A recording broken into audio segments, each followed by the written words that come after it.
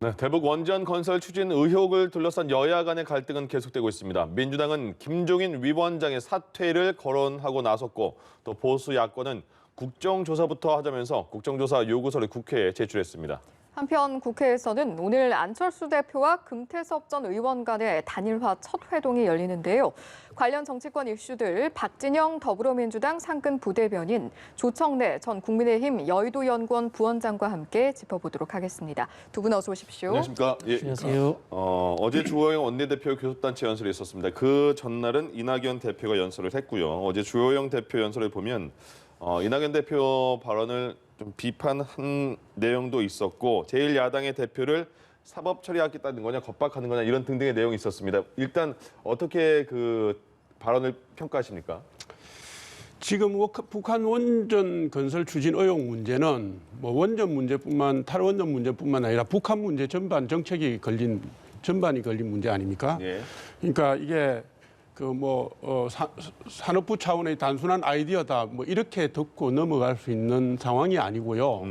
새로운 상황이나 중앙정부가 계속 나올 수 있는 그런 측면이 있습니다. 예. 그다음에 이 북한 원전 건설 문제는 잘 아시는 것처럼 1994년도 제네바 합의, 미국과 북한의 제네바 합의 이후에 한반도 에너지 개발 기구가 만들어지고 네. 2001년부터 실제로 환경남도 신포리 금오지구에 틀을 닦고 건설을 했다가 2002년도에 고농축 우라늄 문제 때문에 중단되고 지금 이제 사실상 폐기됐습니다. 그러니까 이 문제는 뭐냐면 한 25년 정도의 역사가 있는 문제인데 원래 원전 문제가 제기됐던 것은 북한의 비핵화 프로그램의 일환으로 제기된 거거든요. 그런데 우리가 잘 아는 것처럼 지금까지 북한이 변화된 모습을 보인 적이 없고 시도 때도 없이 미사일 발사하고 핵실험하고 이렇게 해오다가 올해 신년사에서 김정은 위원장이 신년사 핵 발언 언급만 36번을 했고요. 그래서 상황이 변화된 게 없는 데다가 국민의 생명이나 안전이나 재산권과 관련된 부분입니다. 당연히 야당 후보가 문제 제기를 하는 게 맞고 진상규명을 요구하는 게 맞고 압박하는 게 맞습니다. 이 부분에 대해서 민주당이 지나치게 민감한 반응을 보이고 또 김종인 비상대책위원장을 공격하는 건 타당치 못하다고 저는 생각합니다. 예. 일단 그러니까 그 문건이 공개되고 그리고 USB 내용엔 미국까지 보내줬다. 그래서 특이한 게 없다라는 그 해명이 있었음에도 의혹은 해소되지 않았다 이런 말씀이시죠? 전혀 안 됐죠. 알겠습니다. 예. 문건의 제일 앞 표지에 정부 공식 입장이 아님 이렇게 적혀 있습니다. 김종인 비대위원장께 제가 여쭙고 싶습니다. 극비리에 북한의 원전을 건설하는 방법이 존재합니까? 인공위성 떠 있고요. 미국의 동의 없이 가능합니까? 말씀하신 캐도 상황도 NPT 육자회담 상황에서 했는 건데 우리 정부 혼자서 또 야당 몰래 하는 게 불가능합니다. 말도 안 되는 이야기입니다. 한편으로 보면. 그리고요. 김종인 비대위원장께서 대통령 보고 이적행위를 하셨다 이런 이야기했습니다. 이적행위 뭡니까? 적을 이롭게 한 겁니다. 탄핵감입니다. 그러면은 지금 다른 공약 내놓고 할 시간이 아니고 광화문에 촛불 들고 나가서 대통령 탄핵하자고 하셔야 되는 겁니다. 그럼 뭐 탄핵당하면 뭐 합니까? 그 뒤에 감옥 갑니다. 대통령 감옥 보내자 이야기를 황당무계한 이 보고서 그걸 가지고 주장하시는데 어떻게 지금 여당에서 이게 분노하지 않을 수 있겠습니까? 이 적반하장도 유분수라고 하는데 주호영 대표가 이 적반하장은 여당에서 지금 써야 될 말입니다. 아니 이게 이건 어떻게 생각하십니까 그러면? 이가 없어서 제가 말이 잘 안 나오는데요. 지금 예를 들어서 엉터리 보고서 하나 가지고 문제를 삼느냐 이렇게 말씀하셨는데 지금 보고서 내용을 보면요. 이게 첫째로 유엔 대북 제재가 강도 높은 대북 제재가 진행되고 있는 상황에서 이게 핵심 전략 물자를 북한에다가 지어주는 문제를 보내서 지어주는 문제를 방안으로 거론을 했지 않습니까? 그것도 문제고요. 그다음에 2018년 5월은 사실은 대통령께서 탈원전 정책을 강도 높게 추진하던 때인데 그게 주무부처인 산업부가 대통령께서 탈원전 정책을 추진하는 와중에 이 문제를 보고서에 적시했다는 것도 납득이 안 가고요. 그다음 보고서 내용을 보면 북한의 원전 지어주자는 내용을 보면은 신고리 3소하기 원자력 발전소에 넣기로 했던 원자로를 APR 1400인가 하는 걸 북한에 갖다 주자는 얘기 아닙니까? 이게 굉장히 전문적인 얘기거든요. 이런 내용이 들어간 보고서를 뭐 아무것도 아닌 양 취급을 하시면 안 됩니다. 저도 청와대에 5년이 있었지만 이런 식의 보고서는 한 명의 함부로 공무원의 만들어지지 않습니다. 생각으로는 이루어질 수 없는 문건이다 이런 계속 저는 그래서 주장이신가요? 나머지 16개 다 공개해야 된다고 얘기하는 예, 겁니다. 왜 그것만 공개를 합니까? 네네. 예. 네. 이 같은 상황에서 이제 남은 문서를 공개해야 된다라고 말씀을 하셨는데 국민의힘 김종인 위원장 역시 산업부의 해명을 이해를 할 수가 없다. 남은 문서를 모두 공개를 할 것을 요구하자 또 민주당의 김태년 원내대표는 김 위원장을 향해서 공개 사과, 정계 은퇴까지 요구하고 나선 상황이거든요. 지도부 간 공방도 상당히 치열해 보이는데 현 상황 어떻게 보십니까? 제가 아까 말씀드린 것처럼 이 대통령께 이적행위라는 표현을 썼다는 게 이제 가장 큰 문제라는 말씀을 드리는 거고요. 예. 이 문서가 만들어진 것의 진위 여부는 검찰 조사에서 밝혀질 수밖에 없습니다. 예. 이 문서가 나온 상황이 뭡니까? 이 탈원전 관련해서 감사원 감사를 받다가 폐기됐다. 네. 그렇게 해서 지금 검찰에서 수사를 하고 있지 않습니까? 감사 방해 행위, 그다음에 이 자료 훼손 행위 이걸로 그 검찰 수사를 받고 있기 때문에 당연히 곧 밝혀질 사안입니다. 예. 그때 가서 판단을 하면 되는 것이고요. 전에도 말씀드린 것처럼 이것 자체가 이제 수사에 대해서 이 초점을 흐리는 이런 상황이 될 수 있다라는 측면이 있고요. USB 문제나 이런 부분들은 또 역으로 보면은 외교 관계에 있어서의 신뢰도를 떨어뜨리는 그런 행위가 될 수 있습니다. 예. 그런 측면에서 저는 이 공개 문제는 좀 신중하게 접근을 해야 된다 이런 생각이 들고요. 야당이 국정감사하자고 했다는 이야기는 이미 접겠다는 뜻입니다. 국정감사 안 된다는 거 뻔히 알고 있지 않습니까? 이 여론 동향을 한번 보시면 답이 나오는 게요. 여기에 오세훈 시장 후보가 V라고 하는 것 가지고 약간 이 코미디 비슷한 언행을 하면서 막 조롱 섞인 댓글들이 나오고 있습니다. 네. 이미 여론 부분에서 이 국민의힘이 주장했던 부분들에 대해서 넌센스다라고 생각하는 여론이 많아지고 있다는 뜻입니다. 예. 그렇기 때문에 저는 접자라는 측면에서 국정조사를 저는 요구했다라고 저는 그렇게 해석을 하고요. 다만 예. 말씀하신 것처럼 이 17개 자료의 문제는 검찰 수사 과정에 있다는 측면과 그다음에 국회 정보위라든가 이런 쪽에서 뭐 비공식적으로 여야 의원들끼리 있고 비공개로 본다거나 이런 것들에 대해서는 아마 논쟁의 여지가 남아있지 않나 이런 생각이 듭니다. 요에 대해서 답변해 주실 지금- 필요한 게 국정조사를 한다고 한 거면 접자라는 생각일 거다 이렇게 말씀하셨어요. 동의 못합니다. 예. 예.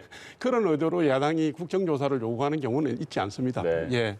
지금 17개 문건 중에서 1개 공개한 거 아닙니까? 그 17개 문건 내용을 보면 공개한 문건 그 오세훈 후보 아까 말씀하셨는데 V라고 하는 부분 네. 버전이지 않습니까? 예, 예. 그 이후 버전이 있는데 이후 버전은 또 공개를 안 했거든요. 그러니까 나머지 16개를 공개를 1개를 했는데 16개를 공개 못할 이유가 무엇입니까? 네. 그리고 검찰 수사 얘기하셨는데 지금 검찰 수사는 탈원전 경제성 조장 문제를 수사하고 있는 것이지 북한 원전 지어주기 의혹을 조사하는 게 아니거든요. 예. 거기도 한계가 있고요. 그다음에 그 김정은 위원장에게 했다는 USB에 대해서 청와대는 원전 내용이 없다. 정의용 외교부 장관 지명자도 없다. 이렇게 얘기하셨잖아요. 그러면 제가 볼 때는 국가 보안상의 문제가 있다면 국회 정보위원회를 통해서라도 공개를 하는 게 맞다고 봅니다. 예. 계속 논란을 가져갈 내용이 아니거든요. 알겠습니다. 제가 하나 결론은 내야 될 것 같은데요. USB의 원전을 지어주겠다는 이야기가 없다고 합니다. 없다라고 했을 때, 예. 그다음에 이 산업부 자료를 만들었다는 것이 있다고 가정을 했을 때, 예. 그럼 이게 이적행위입니까? 산업부에서 북한에 원전을 지어줄 수 있다는 가능성에 대해서 아이디어 차원에서 이 자료를 만든 게 이게 이적행위입니까? 저는 이걸 묻고 싶은 겁니다. 예. 이건 말도 안 되는 이야기인 겁니다. 알겠습니다. 네.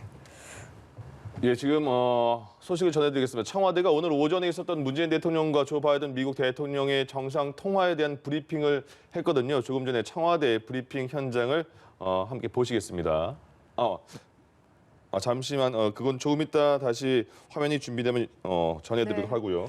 예. 오늘 오전에 이제 두 정상이 전화 통화를 했다라는 내용을 저희가 전해드린 바 있는데요. 좀 네. 더 자세한 내용을 전해드릴 수 있게 됐습니다. 한미 정상이 코로나19 상황이 진정이 되는 대로 일단 정상회담을 하기로 했다라는 내용을 저희가 확인해 볼 수가 있었고요. 또 두 정상이 조속히 포괄적 대북 전략을 마련해 나가겠다. 또 영내 핵심 동맹이기 때문에 한미 관계를 앞으로 좀 더 발전시켜 나가자 이런 내용도 확인을 해볼 수가 있었습니다. 예, 30분 정도의 통화가 있었던 걸로 전해지고 있고요. 자세한 내용은 또 청와대 브리핑이 있다면 저희가 연결해서 전해드리도록 하겠습니다. 예. 저희가 이번에는 보궐선거 단일화 이야기로 좀 넘어가 보도록 하겠습니다.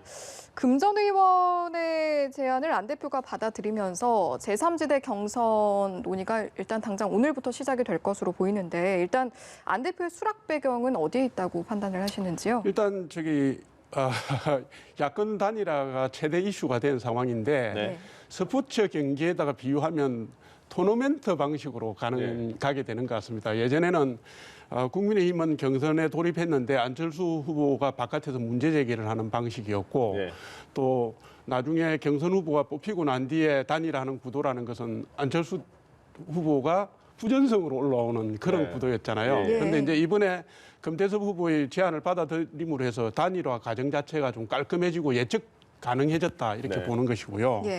안철수 후보는 제가 볼 때는 우선 지지도 면이나 상황 주도력 면에서 금태섭 후보를 압도하는 측면이 있기 때문에 우선 세력에 있어서 전혀 불리하지 않다 이렇게 본 게 첫 번째 이유인 것 같고요. 두 번째는 국민의힘 후보가 선출되는 3월 4일까지 한 달 정도 남았는데 지금 자기 중심의 이슈, 자기 중심의 선거운동을 끌어갈 동력이 마땅치 않았거든요. 그런데 금태섭 후보가 구원의 밧줄을 사실 던져줘서 붙잡았다. 저는 이렇게 보는 것이고 어떤 식으로든지 국민의힘 후보들이 경선 과정을 통해서 세력을 모아가는 걸 분산시켜야 될 그런 목적이 있지 않았나 이렇게 판단합니다. 그럼 일단 3지대에서는 금태섭 전 의원, 안철수 대표 이렇게 일단 단일화 추진을 하는 거고요. 국민의힘까지 이제 3자 구도가 되는 거잖아요. 마지막에 상대당 입장에서 보기에는 상대당 입장에서 보기에는 지금 판세는 누가 유리한 상황입니까? 반대 쪽에서는.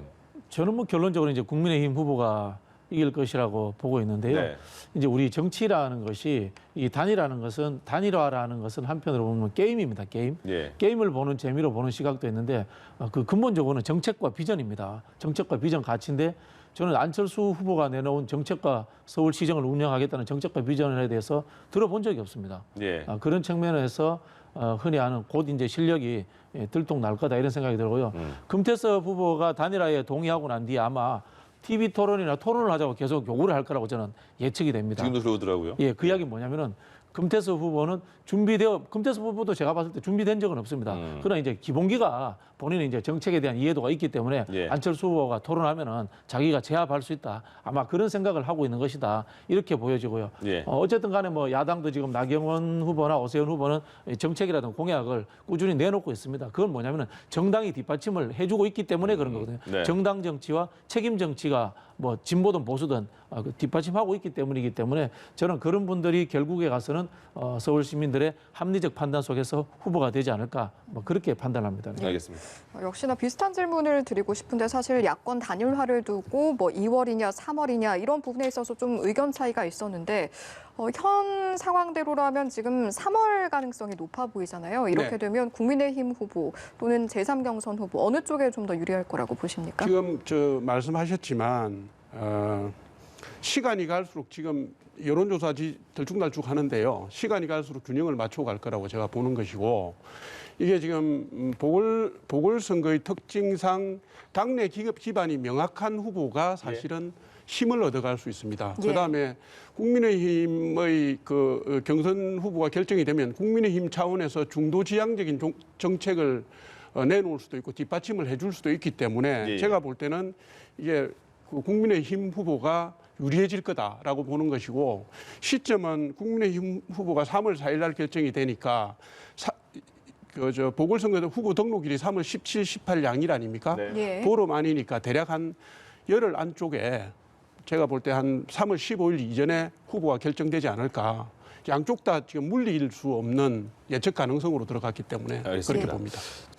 민주당에서요, 금태섭 전 의원이 후보로 나오면서 약간의 온도차이 보이는 게 박영선 후보와 우상호 후보가 박영선 후보는 좀 대화 좀 하고 싶다, 좀 품 넓은 민주당의 모습을 보여주자. 우상호 후보가 바로 3자 단일화에 참여하는 건 대통령을 흔들겠다는 말 아니냐. 그래서 약간의 생각은 다르네요.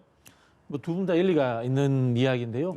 박영선 장관 같은 경우에는 현재 지지율이 1위지 않습니까? 그래 경선보다는 본선에 더 초점을 두고 있다 보니까 뭐 금태섭 후보를 뭐 안고 가겠다 이런 뜻은 아니고요. 네. 보다 이제 좀 여유 있게 다른 의견도 수용하겠다라는 그런 뭐 제스처를 취한 것으로 보이고요. 예. 우상호 의원 같은 경우는 좀 추격자의 입장에서 당내 민심, 당내 이제 우리 핵심 당원들이 이 금태섭 의원을 뭐 별로 안 좋아하니까 그런 분들이 이제 호응하기 위해서 이 금태섭 후보를 왜 만나느냐 예. 이렇게 아마 공격하신 걸로 그렇게 보입니다. 네. 예. 예. 알겠습니다. 홍남기 부총리 같은 경우에는요, 지금 민주당과는 어떤 상황입니까? 그 소신 발언이라고 해야 되나? 민주당의 생각과는 지금 반대의 입장인가요? 어떤가요? 어떻게 평가하세요, 민주당에서는? 저는 뭐 기재부에서 흔히 하는 방법이라고 생각합니다. 네. 최재성 정무수석이 이 사안에 대해서 이견은 있지만은 곧 수렴될 것이다라고 이렇게 이야기를 하셨는데요. 네. 기재부에서 정하고 있는 재정 건전성이라는 게 임의의 기준입니다. 네. 어떤 근거가 특별하게 있는 것이 아닙니다. 과거의 관행대에 의해서도 만들어진 임의의 기준인데 임의의 기준을 스스로 파기할 때는 명분이 있어야 되지 않습니까? 예. 그 명분이 뭐겠습니까? 국민의 대표인 국회가 강력하게 요구를 하고 있기 때문에 물러서야 된다라는 그 과정 속에서 스스로 임의의 기준을 지키고자 하는 노력을 했다라는 저는 그 절차적 모습을 보여주는 것이다 이렇게 생각을 하고요. 예. 얼마 전에 있었던 그 수석 보좌관 회의에서 청와대에서 했던 거기에서도 이제 확대 재정에 대해서 이야기를 했고요. 예. 정세균 총리까지 이 손실 보상금 문제를 최대한 하라고 이야기한 상황에서 저는 뭐 더 이상 홍남기 부총리가 여기에 대해서 왈가왈부하지는 않을 것이다. 뭐 이렇게 생각이 듭니다. 네. 국민의힘 같은 경우에는 지금 민주당 이낙연 대표도 그 연설에서 말한 것처럼 4차 재난지원금에 대해서는 공감을 하는 것 같은데요. 네. 그 어려움을 당한 분들에게 예. 맞춤형 지원을 하는 것 자체를 반대하지는 않습니다. 그럼 4차 다만 재난지원금은 여야가 합의해서 할 수 있는 건가요? 그거는 아마 일정 부분 합의가 될 것 같긴 한데요. 네. 예산 운용의 전체 틀은 예를 들면 우리는 예산 재편성을 통해서 하자. 이미 작년 4월에 김종인 위원장께서 긴급 재정경제명령권을 발동해서 대통령이 예산 재조정을 하면 100조 정도를 만들어서 어려운 계층들에게 줄 수 있다는 제안을 이미 하셨어요. 예. 그 연장선상에서 얘기를 하고 있는 것이고요. 지금 말씀하신 것처럼 홍남기 부총리 제가 볼 때도 또 물러설 거라고 봅니다. 작년 초부터 작년 연말까지 한 7, 8차례 민주당과 또 문재인 정부 내에서 민주당과 이렇게 의견을 달리하다가 결국 다 물러섰거든요. 예. 오죽해서 뭐 언론에서 홍두삼이라는 용어를 쓰겠습니까? 제가 물러선 걸 보니까 뭐 정권 거래세 문제, 재난지원금 문제, 부동산 감독기구 문제, 뭐 주식 양도세 대주주 기준 문제 이거 다 물러섰는데 사실은 홍남기 부총리가 들어서고 난 뒤에 늘어난 국가 채무가 260조예요. 예. 그러면 홍남기 부총리가 들어서고 난 뒤에 늘어난 국가 채무만 260조인데 예. 제가 볼 땐 지금이라도 경제 수장으로서의 자존감을 가지고 좀 결단을 좀 보이면 좋겠어요. 그분들에게 좋은 나라 물려줘야 되지 않습니까? 알겠습니다. 네. 그리고 이거 하나 짚어보겠습니다. 오늘 오후 국회 본회의에서 임성근 판사에 대한 탄핵안이 표결에 붙여지는데 오늘 이런 그 기사가 나왔습니다. 임성근 판사가 김명수 대법원장과 면담을 요청을 했는데 거기까지는 둘 쪽 다 인정을 했습니다. 그런데 얘기가 달랐던 게 사표를 받아주지 않았다. 아니다. 사표 얘기 없었다. 건강상의 문제라서 좀 미룰 뿐이다. 이렇게 말했는데 임성근 판사가 대법원장과의 녹취록을 공개했습니다. 거기에 김명수 대법원장이 나로서는 여러 상황, 정치적 상황도 살펴봐야 한다. 탄핵하자고 하는데 내가 사표를 수리하면 국회에서 무슨 이야기를 듣겠냐. 이런 내용이 담겨 있다고 하거든요. 이것도 얘기가 좀 많이 나오고. 진실 공방은 뭐 두 분의 이제 진위를 따져봐야 되는데요. 저는 그 김명수 대법원장께서 정말 훌륭한 판단을 하셨다고 생각합니다. 국민의 대표인 국회에서 탄핵을 하겠다고 하는 상황에서 저는 사표를 받지 않은 것은 정말 잘하셨다는 생각이 들고요. 검찰들이 검찰청에서 검사들 향응 접대받고 하는 것에 대해서 면죄부 주는 제19 감식하고 비교하면은 저는 국민의 정서에 맞는 정말 훌륭한 판단을 하셨다 그런 생각이 듭니다. 저는. 어떻게 판단하십니까? 김명수 대법원장 들어서시고 난 뒤에 계속 친정부 행보를 하고 계시거든요. 지난번에 뭐 사법농단 때도 법원에 자료 몽땅 들어다가 검찰 수사하라고 갖다 주고 협조하고 그랬지 않습니까? 대법원장은 사실 사법부의 독립을 지키는 게 제일 첫 번째 소임 중에 하나입니다. 우리나라에 판사가 탄핵에 해부된 경우는 두 번밖에 없어요. 85년에 한 번 있었고 1905년에 2005년에 한 번 있었는데 2009년에 한 번 있었는데 일반 판사를 대상을 한 거는 없었습니다. 그리고 요번에 이탄희 의원이 그 탄핵에 붙인 사유를 1심 판결문에 판시된 걸로 들었는데요. 네. 1심은 무죄를 받았지 않습니까? 그 판시문에 보면 헌법에 되는 부분이 있다라는 걸 가지고 학대 해석해서 지금 탄핵에 붙였는데 민주당이나 문재인 정권은 자기들에게 불리한 거는 무죄 추정의 원칙에 의해서 3심까지 다 가서 해야 된다고 그러고 이 경우는 1심 판시문 가지고 지금 탄핵을 밀어붙인 거잖아요. 만약에 지금 녹취록이 나오고 있는데 이게 사실이라면 거짓말 논란이 사실이라면 저는 사법부 수장의 자격이 없다고 생각합니다. 이거는 뭐냐면 알겠습니다. 오늘 언론에서 썼던데 판사 탄핵의 공범이라 이렇게 썼던 기사가 있더라고요. 그건 자중하고 스스로 교체를 고민해야 된다고 저는 생각합니다. 알겠습니다. 대통령도 탄핵되는 세상에 판사가 이 위헌적 소지가 있으면은 탄핵되는 건 뭐 당연한 거 아닌가요? 저는 뭐 그렇게 보는 게 맞다고 생각이 되고요. 알겠습니다. 이분이 했던 행위가 이 판사 탄핵이라는 게 형법상의 행위가 아닙니다. 이 국민의 대표로서 국회가 할 수 있는 고유의 견제 권한입니다. 그런 측면으로 접근해야지 무죄이기 때문에 그 탄핵이 안 된다. 이거는 말이 맞지 않습니다. 알겠습니다. 두 분은 여기까지 듣겠습니다. 지금까지 박진영 더불어민주당 상근 부대변인, 조청래 전 국민의힘 여의도 연구원 부원장과 함께했습니다. 고맙습니다. 고맙습니다.